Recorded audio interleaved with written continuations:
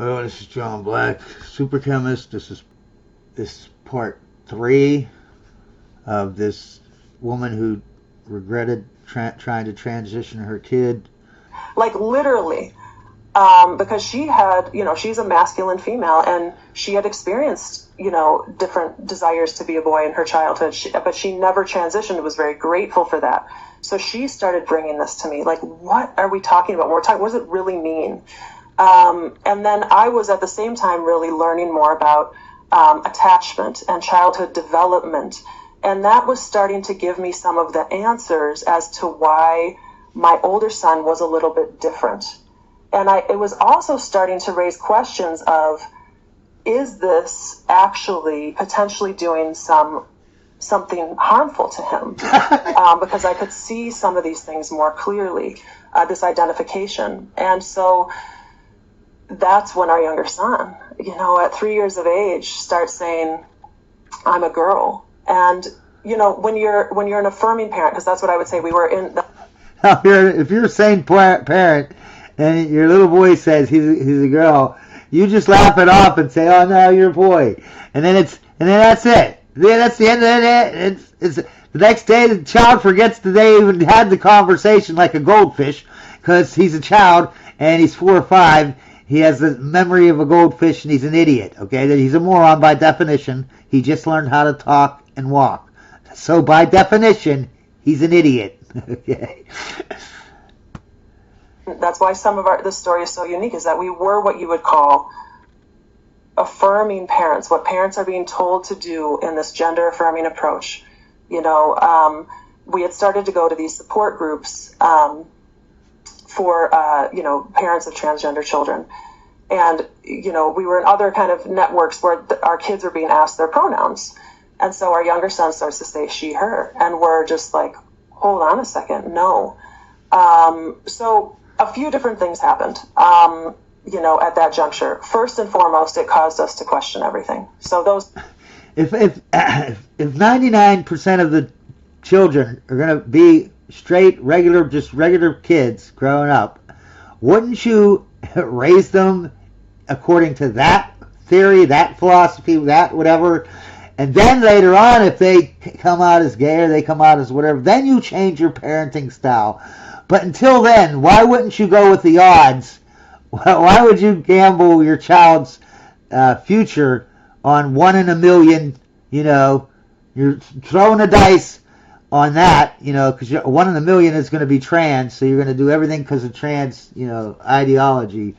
But if 99% of the population is going to be just straight regular, why wouldn't you go with the odds?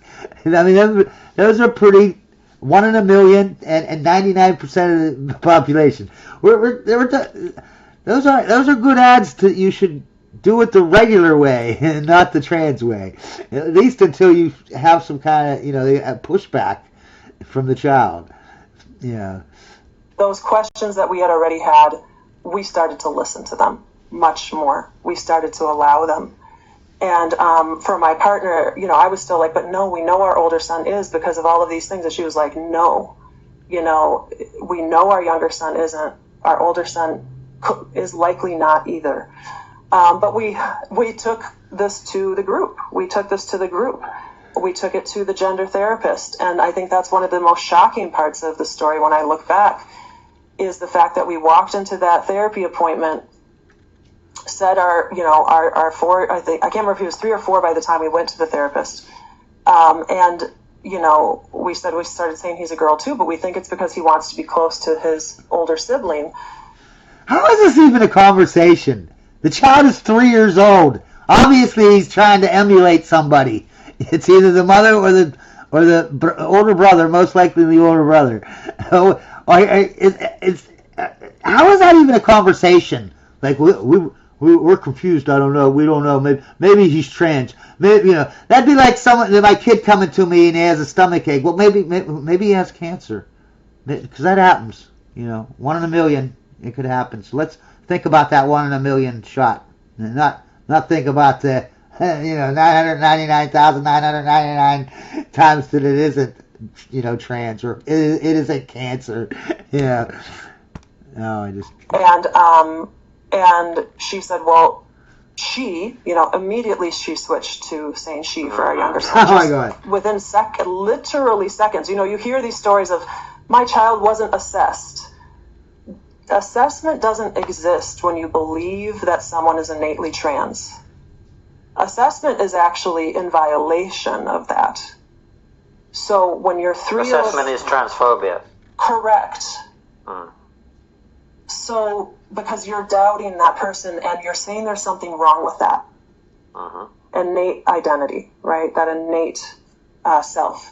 And so bam, she, her, you need to change, you need to change her pronouns at home. And miraculously enough, when we doubted this, we questioned it, we're like, okay, we'll give it a try. When I did that and I tried to connect with my younger son that night, oh, you're my girl, I love you so much. He said, no, Mama, don't call me that. Like a child, these are talking about 4 or 6 year olds. What happens one day and the next day, it really hour to hour changes, like so much. Like, are you really this stupid? Is this woman really that stupid? I mean, I don't understand. I really have no understanding of humanity because of the stupidity that you portray. I mean, it's just it's boundless. The stupidity is boundless. You know what I mean? It's like, this is one in a million things she's talking about. And so it was just one of those things, that another thing where I was like, this isn't right. Something's not right here.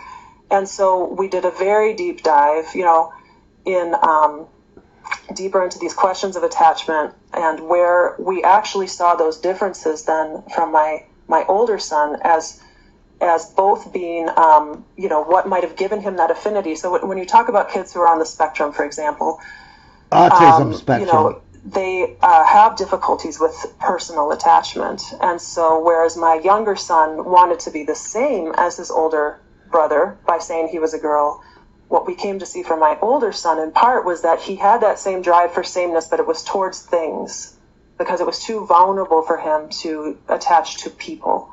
And so that feminine, I like the barrettes, or I like the flowers, that we saw through that lens of that could mean he's trans, was... What's funny is, if these people were really about being yourself, then why is it every time someone is different than the stereotypical male or female, they want to give them a sex change so that they become normal?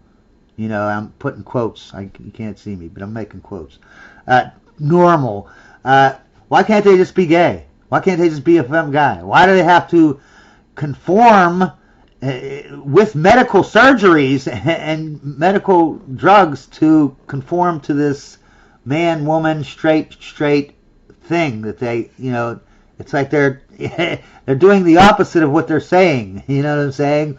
They're actually trying to destroy all genders other than a male and a female, and they're going to do it. If you're a femme guy, no, you're actually a woman. If you're a gay guy, no, you're actually a woman that's straight. You're going to change you into a woman that's straight or a man that's straight. You know what I mean? It's like, really? But it's all about inclusivity. Was that a function of that psychologically? And we also saw that those special interests changed over time. So we started to see, this is actually not about this gender essence. It's really about him being a 5-year-old that has no brain really yet. He just learned how to walk and talk. He just literally walked out of your womb a year or two ago. Are you serious? And a deeper emotional process.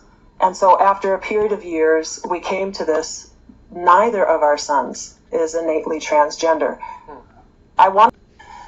And we also saw that those special interests changed over time. So we started to see, this is actually not about this gender essence. It's really about him in a deeper emotional process. And so after a period of years, we came to this: neither of our sons is innately transgender. I want to say this clearly. When we came to that decision, I still didn't see it as a belief system. I was still in it.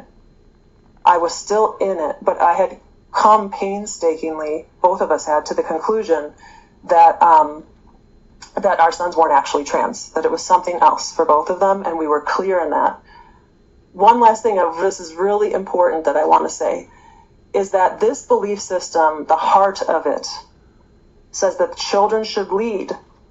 I just want people to hear this. This is so critical.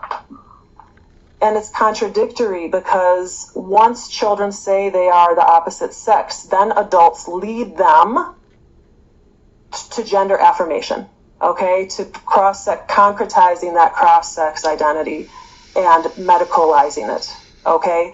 But if you're going to call it a religion, if you're going to call it a belief system, whatever you call it, the sacred core is children must lead. But what I realized in those 2+ years of anguish was that I had led my child into it. And therefore, I must lead him out of it. It is my responsibility. I am the one who's taking him off. I saw it as a highway. I drove him on the on-ramp. I'm driving him off. And what you have to understand is that in that process, for us to actually say that to some people who are in this belief system, that is so deeply wrong. It is absolutely counter to the core of what people are relying on, that your children is the one who must lead you, even though they're then going to be led. So we did that. We came to the decision that that this was in his best interest, and so just to tell that story a little bit, we were trying to figure out, like, how do we get him out? Because this is not rational, it's emotional. How do we get him out? And so one of his special interests at that time was chickens. He loved chickens. And this is funny in the sense that we go back to the Matt Walsh film, that scene. So chickens played a role here too. But what we decided to say to him in a way he could understand emotionally was, you're a rooster. Honey, you're a rooster. And so I came up with some bullet points, for this conversation. I sat him down and I said, See, she still hasn't learned her lesson, okay? This is a child that's 4-6 years old. Come on. You don't have bullet points to try to persuade your child to believe you. You tell them. You're supposed to lead and teach, not whatever she's doing, all right? She's again letting him lead. No. You tell the child what gender they are. I could see if they're in adolescence and then they start giving you kickback, that might be a different story. But here, just because some kid plays with a baby doll one day or says he's a girl, that doesn't mean anything. Every child on this planet has said that they were the opposite sex because they only have 2 people in their lives, their parents, well, their siblings too, the first 5 years of their life. So who are they going to emulate? One's a female and one's a male. So obviously, once in a while, they're going to emulate the opposite sex because they're trying to get close to their opposite sex parent, you idiots. They're children. Stop acting like... She's still acting like it's an adult. It's not an adult that you give bullet points to and you debate. No, you tell. I'm so sorry that I told you. And that's why these kids, if a kid is forced to be the adult, okay, they don't want to be the adult. They want to be led, okay? They don't want that responsibility, that heavy responsibility on their shoulders. And if you put that heavy load onto them, they will. That's why you always see these kids acting like crazy nut jobs because they can't take the pressure that you're putting on them. With this, you're telling them that they don't have a gender, they have 100 genders to pick from, and they're 4 years old. They don't even know what gender is yet. They don't even know what genitals are. They don't even realize that a boy and a girl has different genitals at this point. You know what I mean? And you're talking about 100 different genders. No, you tell the child what gender he is. Something different. Now I know more. I was wrong. And you are a rooster. I know that means that males cannot be female.